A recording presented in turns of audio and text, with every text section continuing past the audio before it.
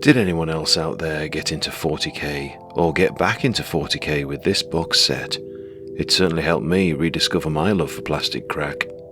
Last year, I picked up this set reasonably priced from eBay, and although 2nd edition is my favourite flavour of nostalgia, the Assault on Black Reach era of models also has a place in my heart. So in this series, I'm reflecting on these models and painting them up for your pleasure.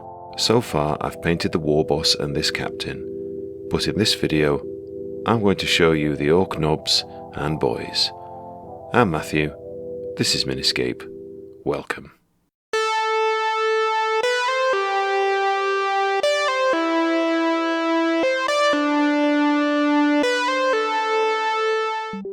Nostalgia is a funny beast, isn't it?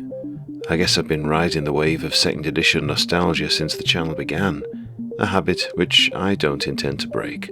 After all, 2nd edition was the edition I played as a child, but that won't be the same for everyone. I know from the comments on this channel that it was Rogue Trader for some of you, and for others it was 3rd edition or later. It could be any edition of 40 grand, I suppose. I guess if you're in your late 20s or early 30s, Assault on Black Reach could be the nostalgia hit for you. It was important for me, because it brought me back into the hobby after a long hiatus. My intention, for old time's sake if for nothing else, is to paint all 46 models in this set. In 2008, you could buy these 46 models for £40. What a steal. I'm painting the Marines as Crimson Fists, and the Orks as my own take on the Evil Sun scheme. I've done the HQ choices, and the next in line are the Orks.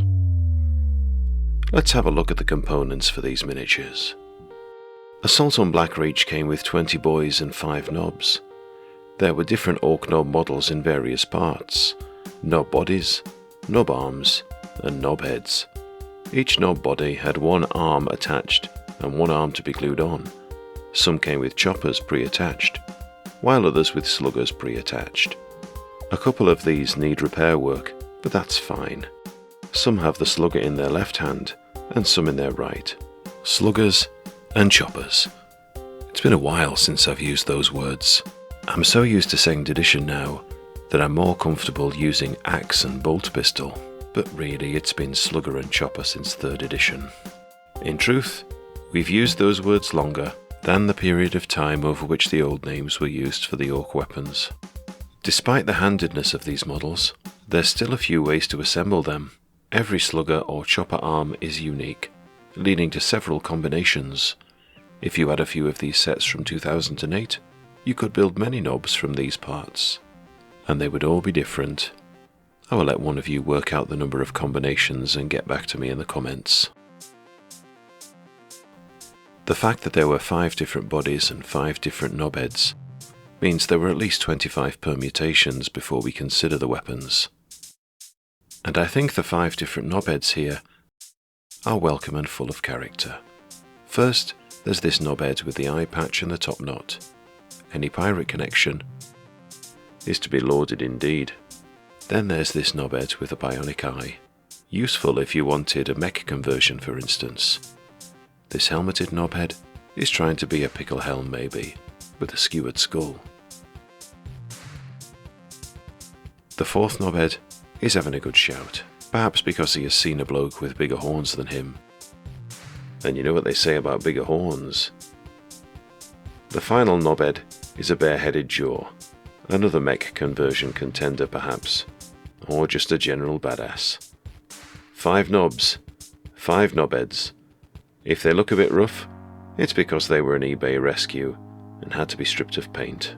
Some have been damaged, but in their undamaged state, they were push fit, with pins and holes on the arms and heads, and a slotter tab for a slotter base. And this meant your kids were able to pass on the offer of getting high on plastic cement fumes. And what's more, they didn't need knives to cut these suckers off the sprue. Instead, they could twist them from their frame like an ungainly barbarian. I, on the other hand, am not in their number, and I even drill my gun barrels, or most of them at least, and I even have my Tamiya thin to hand to repair those parts which have broken. For example, this knob stick where the arm goes has broken off, so I need to glue the arm to the body, rather than leaving it to chance and friction like I can with the others. And where the stick has dropped off this knobhead, the glue saves me once more. And there's 5 nobz assembled. You have to admit, these guys have a ton of character. Absolute legends. Note that I have mounted them on their silly 25mm bases, which they came with in 2008. I could have used 32s, and indeed I did with some I painted several years ago, but I wanted to do these in accordance with the style at the time. And if I decide I want to put them on 32s, I can glue or magnetize them to a thin 32mm disc. But that will only happen if somehow I trade my beloved old rule sets for the modern ones, and I can't see that happening anytime soon. Each base gets painted a little with PVA glue, and then they get a sprinkling of sand. I find a sprinkle is just the right amount of texture. But what about the ORK boyz? Again, they are somewhat battered, having been stripped with biostrip. A model has to be in an awful state to be beyond my repair skills. Now I may be wrong here, and I often am, but there seems to be 8 different torsos from this set. 7 with a chopper of some sort, and 1 with a big shooter. There's 1 with a machete, 1 with a meat cleaver, or squid cleaver maybe, 1 cleaving at a different angle, 1 with a chainsword of sorts, another with the same weapon in a different pose. Then there are 2 with axes in different poses, and finally your man with the big shooter, who has a matching backpack full of ammo. It slots on easily, and there is a specific head for this body, but I suppose you could use a different one if you liked. By my reckoning, there are 9 different heads for the boys, other than the one for the big shooter guy. As well as these shown, there's 1 stuck on this body which I couldn't remove for the purpose of this video. And as far as I can tell, there are 8 different slugger arms. These are a range of angles and a range of slugger designs. Each makes sense given ORK weapons are suspected to be a bunch of bolts slapped together and powered by belief. Discounting the mech, it seems like there are somewhere in the region of 504 different combinations of these parts. That is, if my calculations are correct, which they're probably not. For a set of push-fit models, it's pretty neat that you can make an army where each lad is unique. These models were later sold in a range called Battle for Vedros, which I believe were marketed for sale in non-hobby shops. For example, I have here 1 such box from that product line, a box of 4 boys and 1 sprue. You can see how they are arranged here, but clearly this is just a few of the sculpts available. The back of the box shows examples of the other products they released, and the leaflet inside showed that along with the starter set, there were 6 sets of models to expand your collection, as well as a paint set with which to lather them in acrylic. A few of these boys need repairing, since the arms have snapped in places, but otherwise it's just a simple push fit. But I don't actually glue them all, and that's to give me the option to paint in sub-assemblies later if I wish. Though I could be overthinking it, because does it really matter if you don't paint the things you can't see? And finally, like the nobz, I gave them the sand treatment. There we go. A gaggle of boys, including the one that was the guinea pig for my test paint job. If you had bought these orks in 2008, you would probably have been using them with the 4th edition ORK Codex, which served the faction through both 4th and 5th editions, and come to think of it, a little bit of 6th edition too. So if you had a load of boys from the Assault on Blackreach set, you'd no doubt be taking advantage of the ORK special rules. The first one was of course, Wah. This can be activated from the 2nd turn onwards, during an ORK player's shooting phase. This special rule grants your ORK infantry units fleet of foot, or later, simply fleet. This particular universal special rule differed slightly between 4th and 5th editions. In 4th edition, units with this rule could forego shooting in order to move an extra d6 inches. In 5th edition, run was a little different, since all infantry could run, and if there were any exceptions then do let me know. Instead, fleet allowed them to run and charge in the same turn. Yes, flexibility in this era of 40k meant each new edition did not need a new codex. What a time to be alive. The mob rule enabled them to substitute the mob's leadership value for the number of models, and if there were 11 or more models, they became fearless. They also got +1 strength and +1 initiative on the turn they charge, otherwise known as the Furious Charge special rule. The mobs or characters which benefit from these special rules are indicated as such on their codex entry. Let's have a look at the entries for boys and nobz.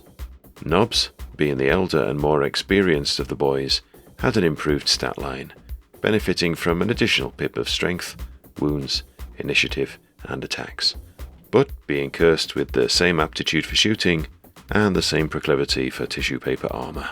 Nobz were 20 points each and could be taken in mobs of 3 to 10 models. They came with sluggers and choppers as standard, and could ride into battle in a truck or battle wagon if desired. They could be tooled up with other melee weapons and grenades, or be equipped for a more shooty niche. Such was my anxiety when building my multi-part kit of nobz at the time, that I magnetised my models only to never change their loadout ever again. What a fool. Nobz had quite the range of wargear options: boss poles, heavy armour, runts, and of course, bikes. An interesting and granular setup from a different time. Boys cost 6 points each and came in mobs 10 to 30 strong. Blob mobs for the win, of course, unless you wanted them to ride into battle in a truck, in which case they were capped at 12. A nob could lead them, though his options were fewer than if he tagged along with his nob peers. Boys mobs could be slugger and chopper armed, or shooter armed. 1 in 10 could take a big shooter or a rocket launcher. And one boys mob could be Ard boys with 4+ armour for a premium of +4 points per model. The Assault on Black Reach book contains a shortened entry for each of these units, foregoing special rules and wargear and weapons upgrades for the sake of simplicity and those newer to the game. The idea was you'd be playing them as they came to begin with. Interestingly, each entry here has a paragraph to advise you on their battlefield role, but for orcs, the gist is simple: get up close and get personal. Now you're talking.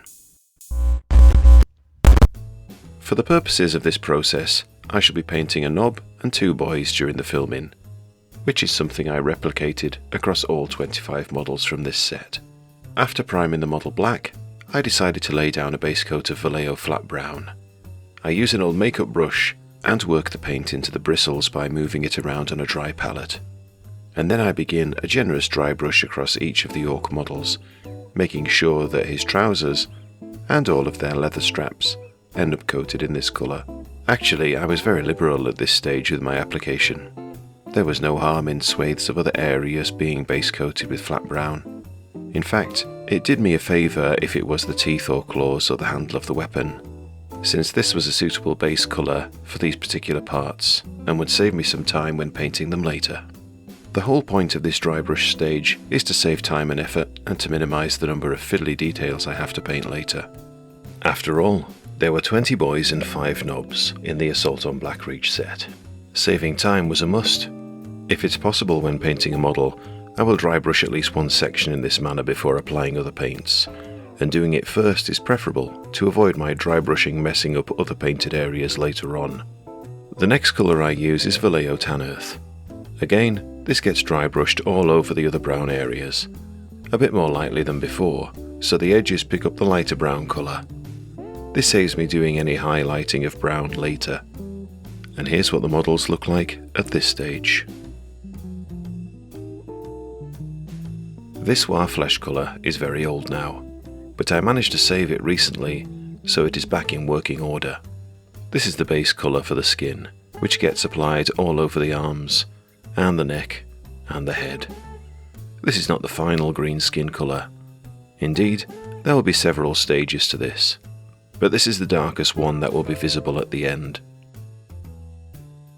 I'm going to paint the clothes red, namely the vest each orc wears. So the first red I'm using is corn red. I thin this a little, and then apply it so that there isn't really any brown or black showing on the vest, or on the shooter, and in some cases on the chopper handle, or on the helmet, if they have one. The second layer of red is Mephiston red, and I did my best to make sure that some of the corn red was showing in the recesses. For example, where the vest and the leather straps meet, I left a band of corn red and certainly didn't paint up to the edges with Mephiston Red. The final red layer is Evil Sunz Scarlet. Again, I make sure this doesn't cover as much area as the previous 2 coats. Finally, a little bit of edge highlighting, which I achieve by mixing Evil Sunz Scarlet with some white paint. The result is this pink colour, which goes on all the sharp edges of the vest and the shooter, which is probably not realistic, but it's only a model and gives certain areas some more definition. With the red and brown out of the way, I return to the skin. I take this royal purple by Vallejo and thin it heavily before painting it into the recesses of the skin. If you watched my ORK Warboss video, you'll have seen me doing something similar with him. In that particular video though, it was the purple that I applied first. But this time, I wanted to try putting green down first before the purple. After all, much of the purple ends up getting covered by green paint anyway, which seems like a bit of a waste. You really only need it in the recesses, and also, it saves people cracking that "oh, the orc is invisible because he's purple" joke. The next paint of choice for the skin is Army Painter Goblin Green. I don't paint this all over the skin, but instead on the erupting portions of muscle. And we're clearly in the ugly stage of painting here. The green doesn't look great at all, but trust the process. It'll get better with another coat. When that shade of green is done, I switch to Grass Green by AK Paints. I paint less of the green flesh this time, focusing on the bony areas such as the knuckles, and also the top lip on this knobhead here, and to emphasize some of the muscles again. There's so many different ways to paint orc skin, but I have a soft spot for sharp contrast. An alternative here would be to mix the previous Goblin Green with some dark sand or white paint even to lighten it, and then use that to highlight the skin. This last stage of skin painting involves mixing dark sand with grass green and using it to pick out the sharpest edges that I really want to pop. Such places are all the bony parts on his face and around his mouth, and on the apex of his knuckles, and other related places. Of course, I emphasize a few parts of the muscle, as I did with the other paints in the previous steps.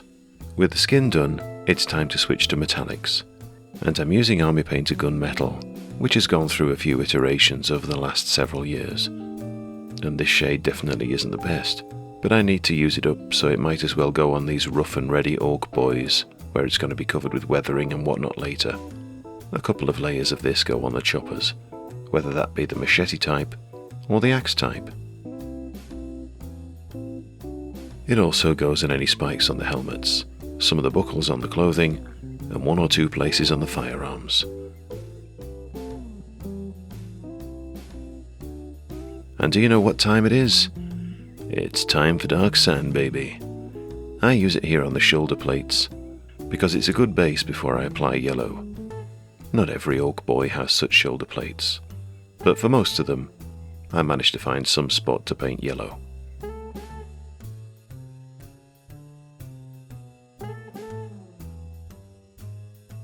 And while the dark sand is fresh and flowing, I use it to paint the edges of the orc teeth and the claws, which were already browned from a previous step. I also use it to touch up the fur on his helmet. The edges of the teeth and claws and horns get a bit of white at the edge later. Now, I have this pink paint which I'm fond of, Diviner Light. I paint this in the recesses on all the panels that were dark sand. If you've done some reading about painting online before, you may know that you can do some pre-shading for painting yellow with pink paints. That is, for when you're going to use yellow contrast paint over the top, which is exactly what I intend to do here. I apologise that my lights were a bit too bright on this clip, so it's difficult to see where the pink is going, but it goes on the edges of the sandy armour panels and in the recesses.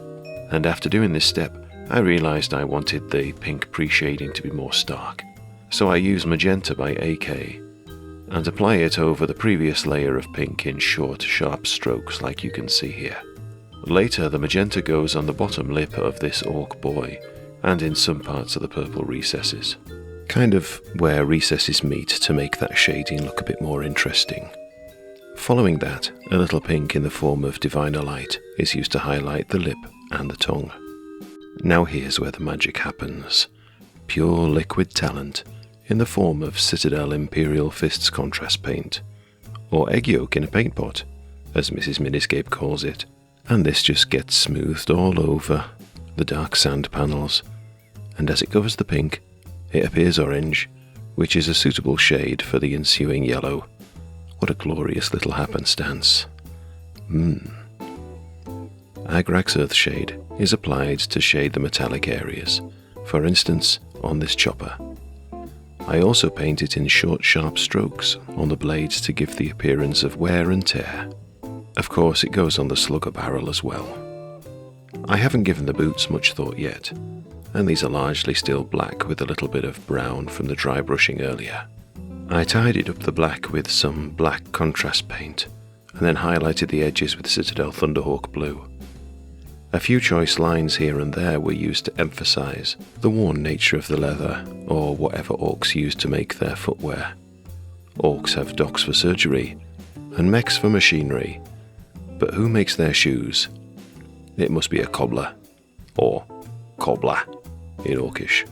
Fenrisian Grey is the next highlight, and painted on the same areas as Thunderhawk Blue, but just covering slightly less area.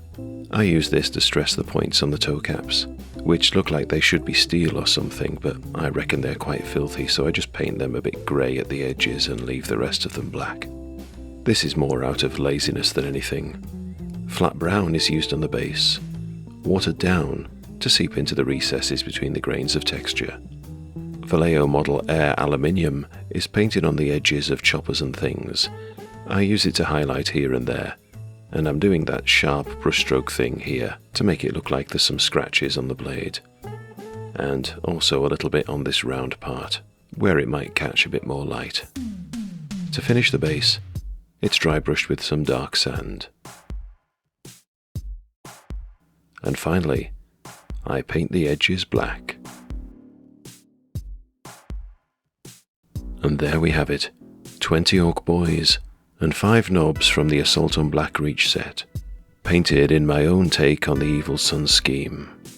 Each model itself is probably unremarkable, but seeing them together like this as a whole, and with the war boss that I painted earlier, shows the visual punch you get from a rabbling gaggle of charging orcs pumped for war. Ultimately, that's what I go for in my painting. An army that looks decent on the tabletop. They're not winning any painting competitions, but I reckon they'll look bitchin' as they face down their enemies when they eventually get there. Perhaps you're wondering why I haven't painted the bases goblin green, a question I sometimes ask myself. But if you watch my other videos, you'll know I paint a lot of green. It's nice to have a little palette cleanser, and I'm not entirely blinkered to nostalgia. I think a black rim is a classic look. By the way, something you should know about me. I have this strange habit where I tend to paint the Xenos first before the Space Marines if they come together in a set. When I was 12, I painted all the Space Marines in the 2nd edition set, and hardly any of the orcs. I never came close to finishing the Gretchen, because there was just so many of the buggers, and that felt bad. When I bought Space Hulk 3rd edition, I decided to paint all the Genestealers first, because I reckoned I would never have the motivation to paint them if I didn't do them before the Terminators. Maybe I'm abnormal like that, but I'm applying a similar psychology when painting the Assault on Blackreach models. I know I can bang out the Marines rather quickly, but the Orcs would take ages, and, well, I needed something to do over the summer, so that's what I did. I've still got a chunk of Assault on Blackreach models left to paint, the Deathcopters, and the rest of the Space Marines. I'll try to get them done before Christmas 2025, and then maybe in the new year, I can find a suitable victim to roll some dice with me, and put these fellas to the fight. So, do you still have any of these orc models? Maybe they're still grey and unbuilt in a box. Or maybe you painted them when you were younger, but you feel like they deserve a new lick of acrylic. Why not get them out and pick up a paintbrush and see what happens? I'm no stranger to the brush, and I know the power of wellness it can bring. And believe me when I say there was great satisfaction in painting these orcs, getting them done, getting them cohesive, getting them ready for the table. Anyway, if you want to add some like these to your collection, I think they're fairly easy to come by second hand. They still fit in well with the newer models, if that's something that matters to you. So whether you buy some more, or just paint your old ones, I'd like to hear how you get on with them. My email's on here somewhere, and you can reach me on Instagram, of course. And with that, I better go paint some more minis. Take care, and thanks for watching.